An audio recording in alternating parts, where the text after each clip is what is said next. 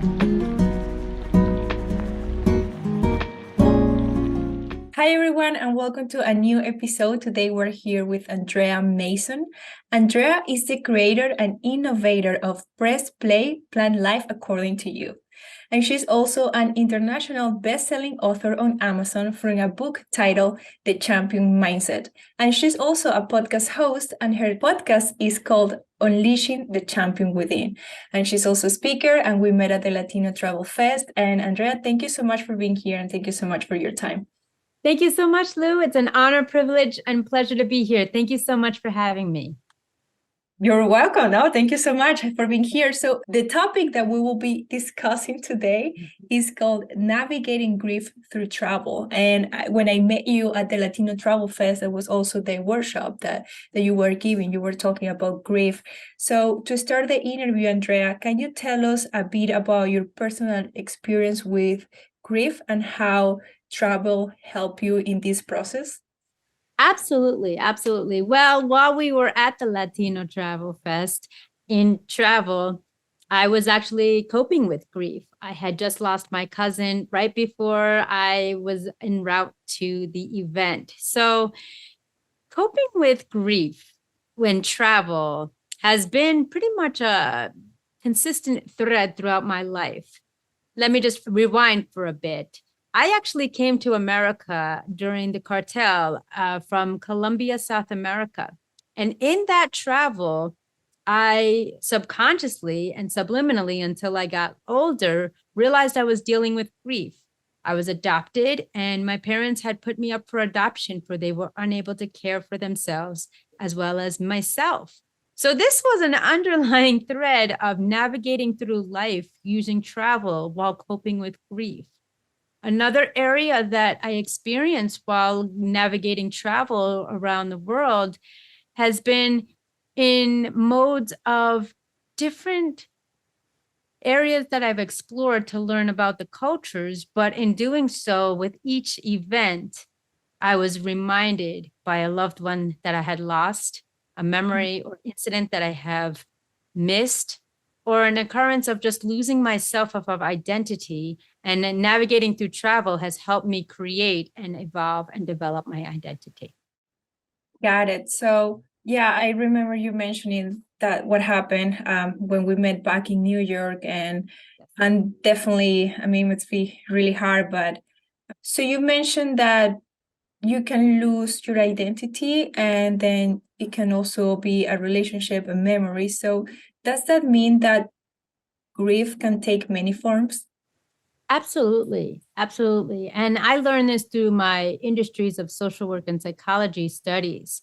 You know, with learning about grief, it can be an experience, it could be a product, an item, if you will, a trinket passed down from your ancestors, loss of identity, loss of a loved one. And for those animal lovers out there, it could be also loss of a pet, which has been really painful to experience. And you know, life goes on, we move on. But at times it's difficult to deal with grief if we don't allow ourselves to feel in order for us to heal. So to feel in order to heal, what exactly do you mean by that? So in life, there's always two sides of the coin. In order to experience pain, and when one person has experienced pain, on the other side of the coin, there is a gain. If there's a loss, there's a lesson. If there is a experience, you get educated. So each side of the coin, when you allow yourself to feel, so many of us suppress our emotions and just bust through those barriers and keep on going rather than actually feeling the true emotion of our feelings at hand. So we don't give ourselves that time to heal, to process, to grieve. What do I mean by grief? We don't allow ourselves to mourn. And whatever that may be for you, isolation, crying, journaling, engulfing yourself in headphones or earbuds to listen to some music, or just to kind of really reflect in reverie about whether it be the person, the experience, or the incident that you have lost. allowing yourself to go through the emotions. Got it. Thank you so much for explaining that, because it can be a little abstract to understand, right? And I also feel that when we're going through grief, there's so much going on at that time. We're just so filled with emotions that just right there at that moment is hard to see what the lesson might be. But as you start healing, at least in my experience, right? So as you start healing, as you start going through this process, you kind of start understanding what the lesson is, what the gain is. So yeah. So Andrea, and in your opinion, how do you think that travel can help people who are grieving? Absolutely. Travel is the best way. Some people say may differ or disagree. Travel is just a way to escape and have a getaway, but the situations are still there upon your return home.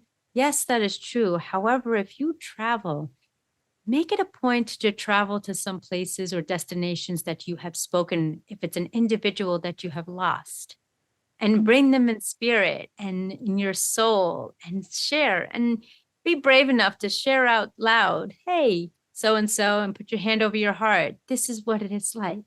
I'm glad you're here with me. Maybe not in the physical, but with the emotional, spiritual, and mental component. Now, if you're going through travel and you've lost an item, whether it be a trinket or something of a collections piece of your ancestry, then allow yourself to explore or go to the root or the creator of that trinket and learn about the history of it, the education, the knowledge, the stories, and the wisdom. As human beings, we thrive on storytelling. So if an item was purchased, for example, my homeland is Colombia, South America. Sure, I haven't been there since I was 11 months old, but my goal is to go back there to learn about the traditions, to learn about the trinkets, to learn about the culture, and know that I can take a piece with me. If it is an experience that you've had traumatically, a disability, a medical condition, allow yourself, with doctor's permission and your mindset, because your mind is a muscle, allowing you to travel to places that you enjoy to lift your spirits.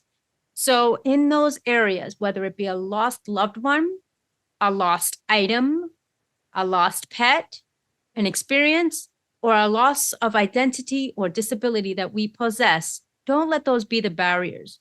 Let those be the launching pads to allow yourself to experience and thrive in life by traveling to those destinations unknown. Oh, thank you so much for sharing that, Andrea. And also, as we mentioned before, and I'm going to say this again because this is the part that I relate the most to, which is the identity part, right? So when I immigrated to the United States, everything that I knew was pretty much not taken away because it was my choice to immigrate to a new country. Mm-hmm. But I just realized that much of my identity was tied to the country I was from. And then in here, I didn't have anything that I could relate to that I knew. So I had to pretty much, I went to a grief process, I would say, like mourning that who I was and what I knew, and then stay here and adapting. That's why also I always tell to immigrants to a new country is that your first year is going to be the hardest one because it's the one where you are adapting to the new place, and then at the same time you are in the process of understanding that you are not the person that you knew back where you were from. So that to me is the part I can relate the most. So I think that our environments really shape us in who we are and everything, what we like or we don't like. And so when we change that environment, we also have to create a new part of ourselves that will adapt to it. Yes, So, and we can do that through travel. First, we acknowledge it. Second, we have awareness. Third, we accept it. Fourth, we adapt. And finally, we adjust. And wow. that's the method of transformation and transition that one can take with him as a process, as a method. Our stories are reversed. You came to a new country. Well, it's kind of the same. You came to a new country, but you've already formed your identity through your ancestries and your homeland and came to a new land. I came at an early age where I didn't consciously know my identity, and I had to build one of an Americanized Western culture. And now I'm aiming, when I get back to Colombia, whenever that is, to reinvent my identity as a Colombian. Wow. Wow. Well, can wait to hear about that trip and how that goes. Yes, absolutely. And also, Andrea, next question. How do you think people can prepare for traveling while grieving? And are there any specific considerations that they should keep in mind? Absolutely. And like I had mentioned, when we're preparing for traveling during grief, what I did, speaking of the New York event in the Latina Travel Fest, when I lost my cousin, I brought a trinket of theirs with me in memoriam that that individual is with me in spirit. Another thing we must be mindful, not only for ourselves and our mental health and emotional stability, but being aware that, you know what, we are in different stages of grief, having the knowledge of what stage we're in, and cognizant, because if we're traveling to another area or another country, another continent, another state, and across the border, that we have to be mindful that those that we're traveling with to see, or even strangers we meet, are not going to know the conditions that we are coming to visit in that regard. What do I mean by that? If we are coming after we lost a loved one and we're going to a different culture, a different country, state, or across a border of some sort, or even to another town, you cannot expect other individuals to understand what you're going through. What do I mean? There's different stages of grief: anger, sadness, isolation, depression. There's so many different volumes. I'm not going to get into it, but that you can't outlash your emotions upon those to where or whom you're traveling with. And that goes back to what I mentioned earlier in this segment. Allow yourself to feel so you can heal. Got it. Got it. Okay. Yeah, I mean that makes total sense. And I think also when we travel, when we're grieving and then we travel, we also have to understand that we're gonna go through those different emotions, and then some days I'm going to be better than others, and just allow the bad days to feel the bad days, because they're equally as important as the good ones. Right. I remember I also talking about different types of grief. I remember one of the biggest trips, the longest trips I took was right after my divorce, right? So because again, everything I knew, everything I was attached to in this new country, I just lost it, right? So I just went there, and then to me, that moment was, that trip was so life-changing, because I was able to connect with different people. I not to share what I was going through, but actually I was curious about them, about what was their view of life, like how they deal with different emotions, with different things. So I was always asking and being curious. And then also I was always observing the different relationship dynamics that they had in that country. So that definitely was very eye-opening and really helped me to go through my process in a different way, in the sense that I had a different routine every day, and that really helped me with coping and just being open-minded to see what other people were going through. Whereas also another time when I was grieving was when I lost my grandmother. She was like my mom when I was living like in the United States.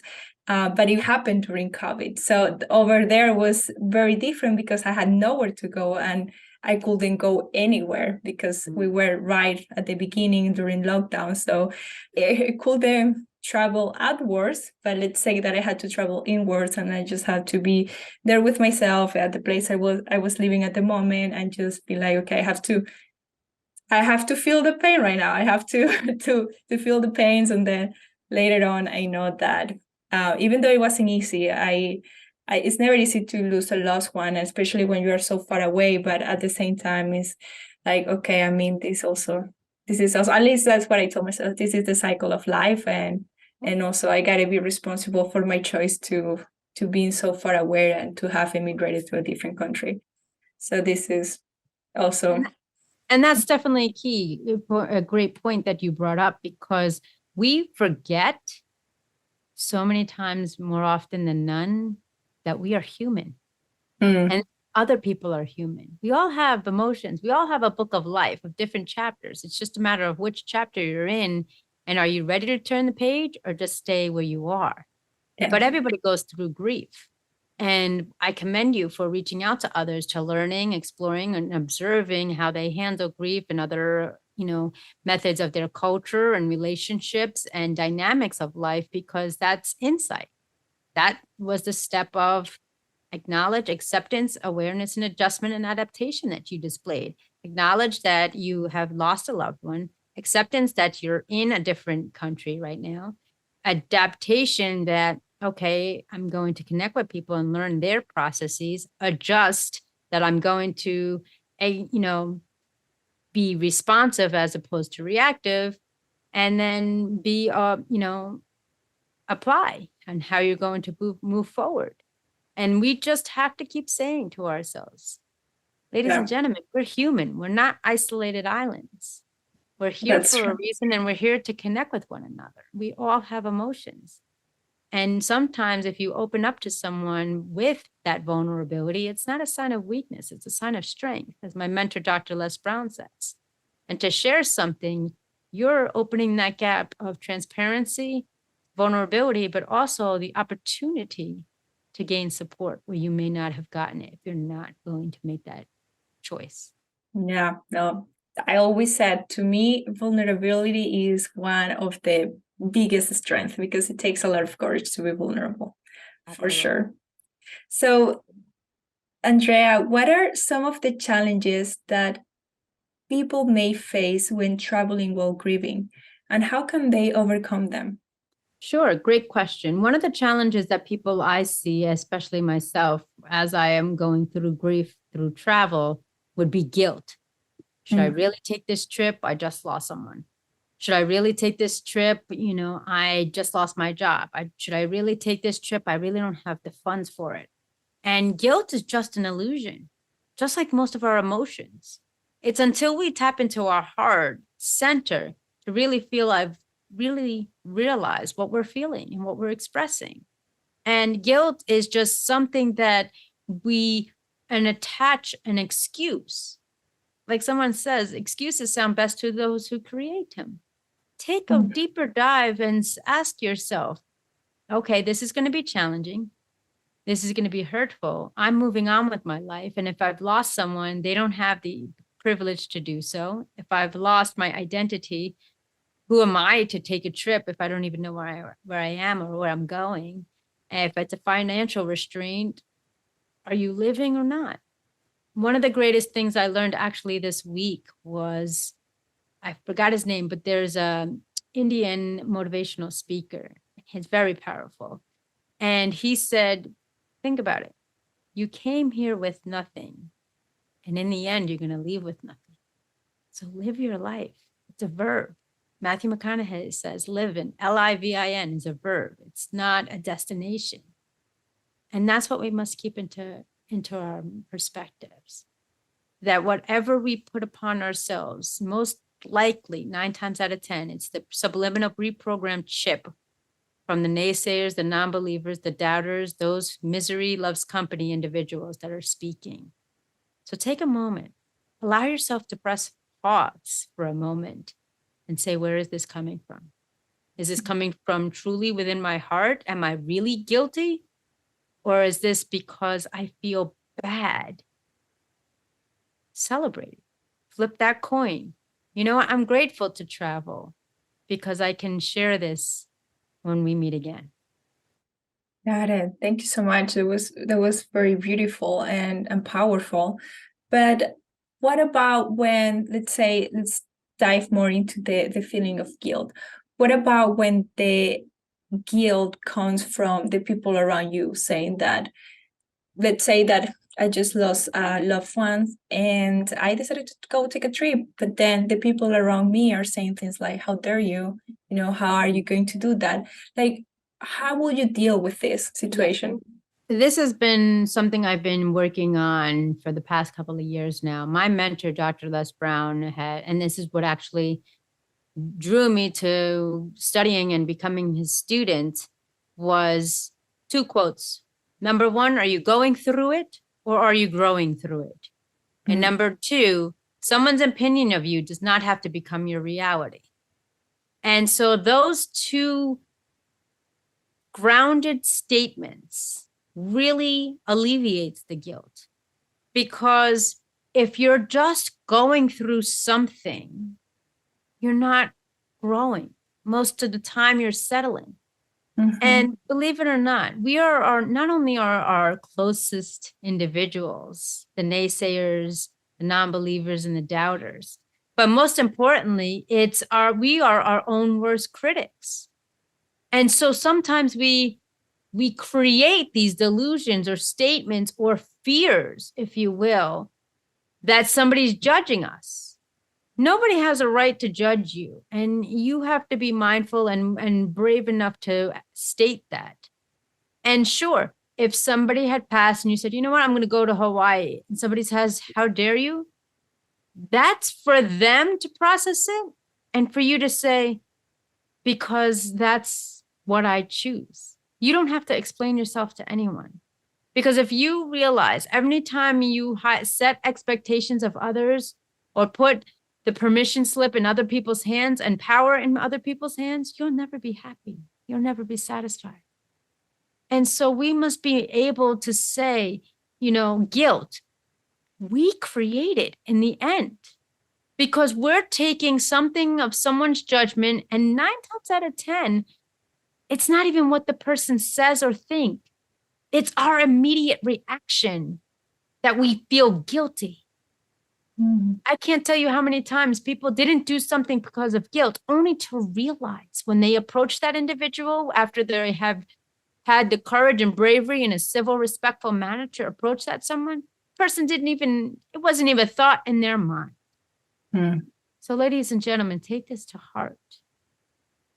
Guilt is an illusion that you create. But in the end, it's your accountability and your responsibility to see if it's true or not. Because is it your subconscious? Is it your pre-programming? And if it's true, then you have a choice to make it untrue. Wow. Thank you so much. That was very powerful. And Thank you. That can be applied to so many areas of life and so many stages as well. So thank you. And Andrea, so do you have any personal stories or maybe stories of people that you have worked with who have used travel as a tool for healing after experiencing grief? Yes, absolutely. So to mention earlier on that many times we suppress our emotions, whether it be hurt, anger, frustration, or loss. I lost my mother in 2007, and it was probably the worst day of my life thus far. She was my best friend as well. And so I just kind of suppressed it, went about my day, conducted my life as a corporate individual, with family and with, providing for, myself and just an independent woman. And fast forward a couple of years later, we were getting ready to go to Disney World. I was so excited. And I realized, wait a minute, how can I go to Disney World under these conditions? My mom's not here. And to add icing on the cake, this was going to be our first family trip. Not only a short of a week, my best friend, my four-legged fur baby, passed away as well. How can I go? How can I go to the happiest place on earth when two of the most important people in my life, especially in my dark times, were not here? So I processed it. I felt guilty. I felt shameful. I felt, how can I be happy at these times? But what I had to realize was that I would be doing a disservice to myself by not pursuing this trip. doing a disservice to all that I mustered up, all the savings I created, all the excitement, if I didn't go, all based on grief, on the lack of feeling those emotions, allowing me to heal. So as a technique, as I mentioned, some of the techniques we discussed in this segment, I allowed myself to say, okay, that's my ego. That's my nemesis saying, how dare you go to the happiest place on earth? You not only lost your mom years ago, but now you just lost your best fur baby. And I faced it head on and I said, is this relative? Is this doing a service or disservice to me?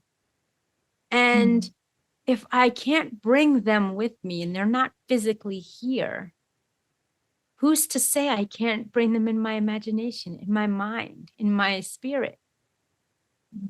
So be mindful of that. And that was a difficult pill for me to swallow, going to the happiest place on earth under those conditions of grief, of loss, of sadness. But in due turn, I look back and I made that experience even more magical, no pun intended, and more memorable because I remembered, I continued their legacy, and I experienced and brought back the unconditional love they had for me and brought that with me. Oh, Andrea, thank you. And while you were on the vacation, what was, at least that first day, how were you managing those feelings, that, okay, I'm here now and I'm bringing them with me, but like, what were you feeling? Overwhelmed, overstimulated? Like, were you? Well, yes, it was all of the above. I did get emotional on the route to the hotel. I did get emotional a route to the park. But again, I knew I had to release those emotions. I couldn't hold it in because it would only do internal and mental health damage to myself. So sure, I threw on the shades, I threw on the ball cap and looked outside the window of the vehicle and cried. But it was a release, taking a deep breath. Okay, this is life. They're not here, but they're not forgotten. And that's another reason why I love Disney so much, because in Lilo and Stitch, Walt Disney's movie, Ohana means family. No one gets left behind nor forgotten. And that's what I really ranged true, that people are just not here in the physical. But in another Disney movie or Pixar movie, Coco, it's you. You're the one responsible to carry out their legacy. You're the one that's responsible to take on their stories and share them with others. It's your responsibility as a loved one, as someone in their life, to keep them alive. And if it's a trinket, the same thing applies. If you are able to get another one, it's not replacing it, it's reviving it. It's all about the perspective of the lens that you look through in life. And if it's your identity, hey, you can always create and carve out a new you at any moment, at any second in life, because it's your life. Got it. Thank you so much, Andrea. And when you mentioned about perspective and Coco, the movie Coco, one thing that I see also about traveling is experience how other cultures perceive death, right, or losing someone in the physical realm. For example, I'm not too familiar, so I apologize in advance. I'm just going to share what I have observed and what I know so far. But I know in Mexico they have Dia de los Muertos, where they celebrate death, and they create a little altar for the family members that have been lost but not forgotten. And I also remember when I was in Bali, over there they believe in reincarnation, and actually death is celebrated as something positive. So I think that also going to places that will challenge your perspective, that's something that is very healing as well. So I know that Eastern countries have different perspective about different situations than us in the West. So at least that for me has been very healing too, like adopting different cultural views about different situations. And that's also why every time I go through a significant time in my life, either positive or negative, I just try to travel and see how different cultures will perceive this moment or stage that I'm going through in my life. Absolutely. And in Italian cultures and Irish cultures, most of the Americanized cultures, you have, whether it's cremation or, the funeral service, and then you have a repast, which is a meal celebrating life thereafter with everyone. But that's different in the Jewish culture. They don't see the person, they don't see anything. They just celebrate their life. And then for 7 days, sit Shiva, for the particular Jewish religions out there. So yes, definitely. I see it, and I kind of like a testament to you as a photographer. I see this, that we're all looking through lenses. Mm-hmm. It's finding the right lens that suits you, but also being mindful that your lens may not be the same as others. I saw a motivational seminar yesterday with Matthew McConaughey, Dean DeGrazia, and some other speakers, as well as Tony Robbins. And there was a gentleman by the name of Trent. He was an athlete, and he made this best analogy, and it really, really struck home, which is kind of relevant to this topic. And he said that, he was, when he was younger, or of an adult age, basically the premise was he kind of took his mother's eyeglasses and said, put them on just for whatever. He said, geez, Mom, how do you even see all these? And she said, that prescription is not for you, it's for me. And he said, that's what we have to do in life, that not every vision is for everyone. And so, as an umbrella to what the topic is today, find out what resonates with you based on what we discussed. There's no right or wrong answer. The only takeaway and the only thing that we are recommending is to be honest with yourself, to Yeah. always live through your heart and intuition. And these are just some different tactics and techniques and strategies that have worked for us and people we've known. Yeah, 100%. Just say what works for you. And then, as you said, be honest with yourself. Like self-awareness, it all comes down to self-awareness, getting to know yourself and what works best for you. So thank you so much, Andrea, for saying that. And also, Andrea, I wanted to ask you, are there any specific destinations or types of travel that you recommend for someone that is going through a grieving process? Absolutely. Absolutely.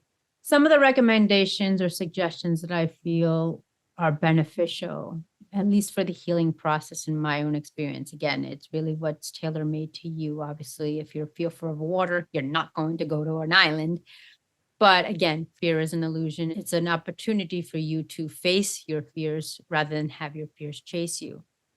But I believe the best healing and environment for coping with grief is getting into nature, really getting grounded with Mother Earth, whether that mean putting your bare feet on the sand, putting your bare feet on grass, going by a waterfall and listening to the sounds of the waterfall, going into the Midwest and just looking above and looking all the beautiful, stars in the sky. It's really what is calling you.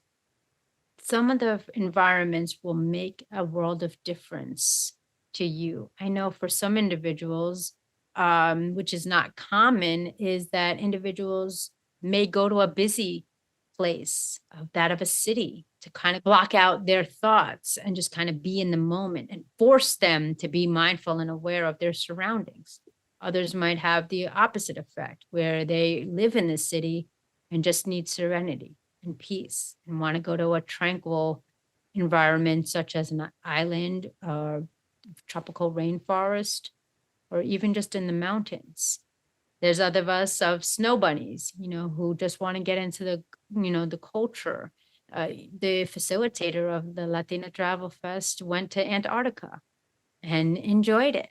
So it's really what's tailor-made for you that really speaks to you. What do I need right now? Do I need to be in a busy environment? Do I need to be in a tranquil environment?